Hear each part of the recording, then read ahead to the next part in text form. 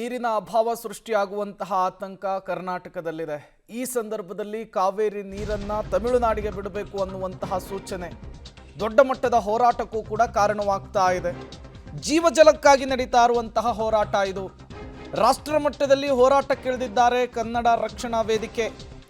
ಇತ್ತ ಕರ್ನಾಟಕ ಬಂದ್ ಅಂಥೇಳಿ ವಾಟಾಳ್ ನಾಗರಾಜ್ ಹೇಳ್ತಿದ್ದಾರೆ, ಅತ್ತ ದೆಹಲಿ ಚಲೋ ಅಂಥೇಳಿ ನಾರಾಯಣಗೌಡರು ಹೇಳ್ತಿದ್ದಾರೆ. ದೆಹಲಿಗೆ ತೆರಳಿ ಪ್ರತಿಭಟನೆಗೆ ಸಜ್ಜಾಗಿದೆ ಕರ್ನಾಟಕ ರಕ್ಷಣಾ ವೇದಿಕೆ. ನಾರಾಯಣಗೌಡ ಬಣದಿಂದ ದೆಹಲಿ ಚಲೋಗೆ ನಿರ್ಧಾರವಾಗಿರುವಂತಹದ್ದು. ದೆಹಲಿಯಲ್ಲಿ ಚಲೋ ಮಾಡುವ ಮೂಲಕ ಕೇಂದ್ರದ ಮೇಲೆ ಒತ್ತಡವನ್ನು ಹೇರುವುದಕ್ಕೆ ನಾರಾಯಣಗೌಡರ ಬಣ ನಿರ್ಧರಿಸಿದೆ. ಸಾವಿರ ಸಂಖ್ಯೆಯಲ್ಲಿ ದೆಹಲಿಯಲ್ಲಿ ಪ್ರೊಟೆಸ್ಟ್ ಮಾಡುವ ಮೂಲಕ ನೀರಿನ ಪರಿಸ್ಥಿತಿ, ಸದ್ಯದ ಪರಿಸ್ಥಿತಿಯನ್ನ ಕೇಂದ್ರಕ್ಕೆ ತಿಳಿಸುವಂತಹ ಪ್ರಯತ್ನ ಕೂಡ ಆಗ್ತಾ ಇದೆ. ನಮ್ಮ ಜೊತೆ ಕರವೇ ಅಧ್ಯಕ್ಷ ನಾರಾಯಣಗೌಡರು ಇದ್ದಾರೆ, ಮಾತನಾಡಿಸ್ತಾ ಹೋಗ್ತೇನೆ.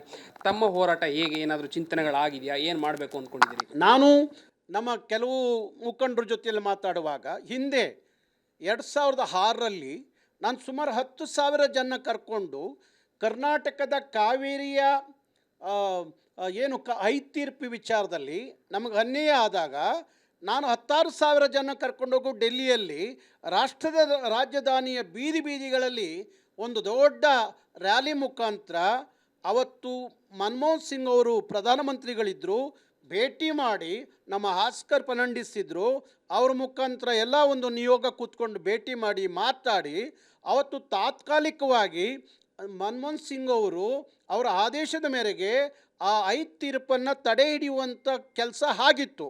ಹಾಗೆ ಇವತ್ತು ನಾವು ಇಡೀ ಕರ್ನಾಟಕದ ಎಲ್ಲ ಸಂಘಟನೆಗಳು ನಡೀರಿ ಹೋಗೋಣ ಡೆಲ್ಲಿಲಿ ಕೂತ್ಕೊಳ್ಳೋಣ ಜಂತರ್ ಮಂತರ್ ಮುಂದೆ.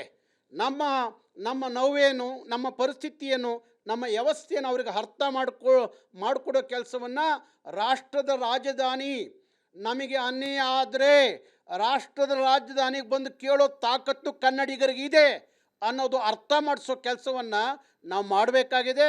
ಅದಕ್ಕಾಗಿ ನಾವೆಲ್ಲ ಸಾವಿರಾರು ಸಂಖ್ಯೆಯಲ್ಲಿ ದೆಹಲಿಗೆ ಹೋಗೋಕ್ಕೆ ತಯಾರಾಗೋಣ ಅಂತ ಹೇಳ್ತೀನಿ. ಪ್ಲಾನ್ ಮಾಡ್ತಾ ಇದ್ದೀರಿ ಸರ್, ದೆಹಲಿಗೆ ಹೋಗಬೇಕು ಅನ್ನೋಂಥದ್ದು ಪ್ಲಾನ್ ಆಗ್ತಾ ಇದೆ? ಹೌದು, ನಾವು ದೆಹಲಿಗೆ ಹೋಗಬೇಕು ಅನ್ನುವ ಪ್ಲ್ಯಾನ್ನಲ್ಲಿ ಇದ್ದೀವಿ. ಹಾಗಾಗಿ ಇವತ್ತು ನಾನು ಎಲ್ಲರ ಜೊತೆಯಲ್ಲಿ ಮಾತುಕತೆ ನಡೆಸ್ತಾ ಇದ್ದೀನಿ.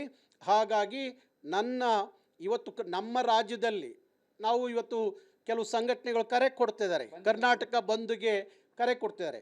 ಅವರು ಬಂದ್ ಮಾಡೋದಕ್ಕೆ ನನ್ನ ಇರೋದಲ್ಲ, ಆದರೆ ಪರಿಸ್ಥಿತಿ ನಾವೆಲ್ಲ ಅರ್ಥ ಮಾಡಿಕೊಂಡಾಗ ನಮಗೆ ಅನ್ಯಾಯ ಆಗಿರುವಾಗ, ನಮ್ಮ ಅನ್ಯಾಯಕ್ಕೆ ನಾವು ಆಕ್ರೋಶವನ್ನು ವ್ಯಕ್ತಪಡಿಸುವಾಗ ಮತ್ತೊಂದಷ್ಟು ನಾವೇ ಲಾಸ್ ಮಾಡಿಕೊಂಡು ಪ್ರತಿಭಟನೆ ಬಂದ್ ಮಾಡ್ಕೊಂಡು ಕೂತ್ಕೊಳ್ಳೋದಕ್ಕಿಂತ ನಡೀರಿ ಹೋಗೋಣ, ಎಲ್ಲಿಗೆ ಹೋಗಬೇಕು, ನಮ್ಮನ್ನು ಆದೇಶ ಮಾಡ್ತಾರಲ್ಲ ಅಲ್ಲಿ ಕೂತ್ಕೊಂಡು ದೆಹಲಿಲಿ ಆ ದೊರೆಗಳನ್ನು ಕೇಳೋಣ, ನೀವು ಮಾಡಿರೋದು ನಮಗೆ ಘೋರವಾದ ಅನ್ಯಾಯ ಮಾಡಿದ್ದೀರಿ, ಈ ಅನ್ಯಾಯವನ್ನು ನಾವು ಪ್ರತಿಭಟಿಸ್ತೀವಿ ಅಂತ ದೆಹಲಿಲಿ ಕೂತ್ಕೊಂಡು ಒಮ್ಮೆ ಜಾಡಿಸಿರೆ ಇನ್ನೊಂದು ದಿವಸ ಇಂಥ ಆದೇಶಗಳು ಮಾಡಬೇಕಾದ್ರೆ ಕನಿಷ್ಠ ಒಂದು ನಿಯೋಗವನ್ನು ಕಳಿಸಿ ಆ ನಿಯೋಗ ವರದಿಯ ಆಧಾರದ ಮೇಲೆ ಇಂಥ ತೀರ್ಪುಗಳು ಕೊಡೋಣ ಅಂತ ಹೇಳಿ ಅವರಿಗೆ ಅರಿವು ಮೂಡಿಸೋ ಕೆಲಸ ಮಾಡಬೇಕಾಗುತ್ತೆ. ಒಟ್ಟಾಗಿ ಎಲ್ಲರನ್ನೂ ಕೂಡ ನೀವು ಆಹ್ವಾನವನ್ನು ಮಾಡ್ತಾ ಇದ್ರಿ, ನೀವು ಹೋಗೋದ್ರ ಜೊತೆಗೆ ನನ್ನ ಜೊತೆ ನೀವು ಬನ್ನಿ. ಯಾರು ಬೇಕಾದರೂ ಬರ್ಬೋದು, ಎಲ್ಲ ಸಂಘಟನೆಗಳಿಗೆ ನಾನು ಕರೆ ಮಾಡ್ತೀನಿ, ನಡೀರಿ ದೆಹಲಿಗೆ ಹೋಗೋಣ, ದೆಹಲಿ ಜಂತರ್ ಮಂತರ ಮುಂದೆ ನಮ್ಮ ಹೋರಾಟವನ್ನು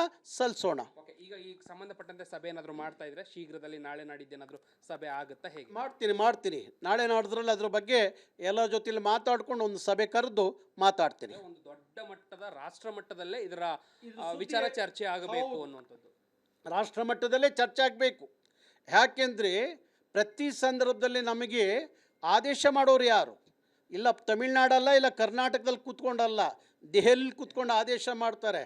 ಅದಕ್ಕಾಗಿ ಆ ದೆಹಲಿಯ ದೊರೆಗಳು ಕಣ್ಣು ಕಿವಿ ತೆರೆಸುವಂಥ ಕೆಲಸ ಮಾಡಬೇಕು ಅಂದರೆ ರಾಷ್ಟ್ರದ ರಾಜಧಾನಿಗೆ ಹೋಗಿ ಕನ್ನಡಿಗರ ಕೂಗೆಂಥದ್ದು ಅಂತ ಹೇಳಿ ಅವರಿಗೆ ಈ ನೆಲದ ಪರಿಸ್ಥಿತಿಯನ್ನು ಅರ್ಥ ಮಾಡಿಸುವಂಥ ಕೆಲಸ ಮಾಡೋಣ. ಇದಿಷ್ಟು ಕರವೇ ಅಧ್ಯಕ್ಷ ನಾರಾಯಣಗೌಡರ ಮಾತು. ಕ್ಯಾಮರಾ ಪರ್ಸನ್ ಶರತ್ ಜೊತೆ ರಾಘು ಮರಿಸ್ವಾಮಿ, ಪಬ್ಲಿಕ್ ಟಿವಿ, ಬೆಂಗಳೂರು.